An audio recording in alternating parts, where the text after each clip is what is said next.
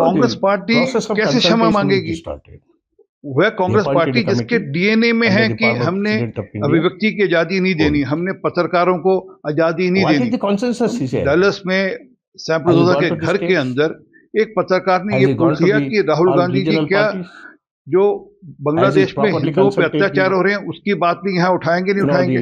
इतने भर में उसकी पिटाई की गई, उससे धक्का मुक्की की गई, उससे दुर्व्यवहार किया गया, उसका फोन उससे छीन लिया गया, उसके फोन में से डेटा डिलीट कर दिया गया। तो दिखता है कि वो जो डीएनए जो इमरजेंसी वाला डीएनए है कांग्रेस का, वे फुट फुट निकलता है। वो मिसेस इंदिरा गांधी थी जिन्होंने इमरजेंसी लगाई, जहाँ उनके बेटे राजीव गांधी राहुल गांधी के पिता थे जिन्होंने पोस्टल बिल लाकर अभिव्यक्ति की आजादी रोकने की कोशिश करी।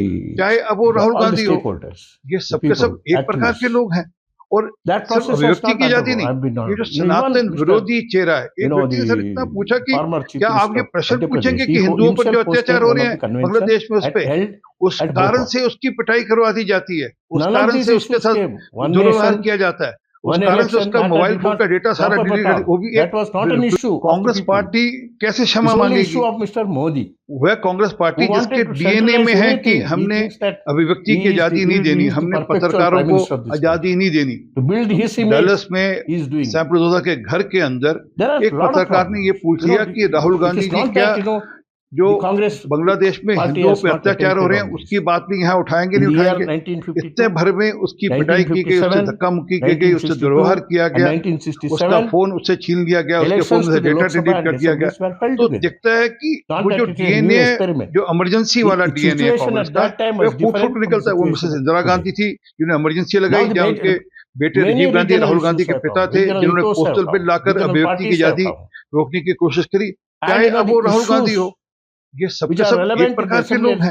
और सिर्फ अभिव्यक्ति की आजादी नहीं, ये जो सनातन विरोधी चेहरा है, एक व्यक्ति ने सर इतना पूछा कि क्या आप ये प्रश्न पूछेंगे कि हिंदुओं पर जो अत्याचार हो रहे हैं बांग्लादेश में उस पर, उस कारण से उसकी पिटाई करवा दी जाती है, उस कारण से उसके साथ दुर्व्यवहार किया जाता है, उस कारण से उसका मोबाइल फोन का डेटा सारा डिलीट कर, वो भी एक कांग्रेस पार्टी कैसे क्षमा मांगेगी? वह कांग्रेस पार्टी जिसके डीएनए में है कि हमने अभिव्यक्ति की आजादी नहीं देनी, हमने पत्रकारों को आजादी नहीं देनी।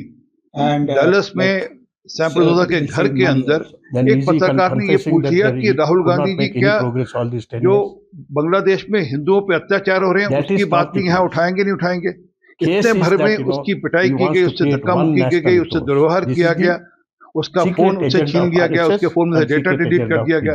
तो दिखता है कि वो जो डीएनए जो इमरजेंसी वाला डीएनए है कांग्रेस का, वे फुट फुट निकलता है। वो मिसेस इंदिरा गांधी थी जिन्होंने इमरजेंसी लगाई, जहाँ उनके बेटे Rajiv Gandhi Rahul Gandhi. So watching the video, if you like it, please press the like button, share your views in the comment section, and please subscribe to India News TV for more such updates.